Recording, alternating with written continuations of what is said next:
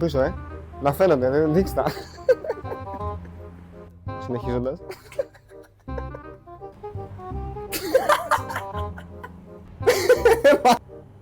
Μερικές φορές έχεις να πάρεις μια δύσκολη απόφαση. Και ποια είναι αυτή? Να διαλέξεις ποια μπύρα να πιείς. Ειδικά το χειμώνα και ειδικά όταν έχει μάτς. Μερικές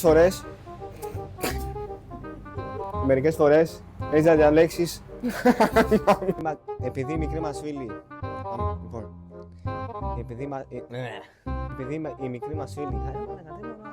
Και επειδή η μικρή μας φίλη είναι η πιο δύσκολη. Μωρό μου, καλησπέρα.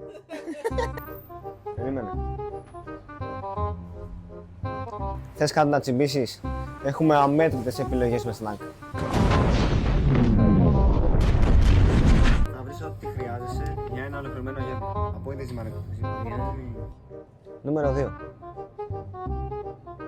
Κόλλησα. Και ναι, λοιπόν.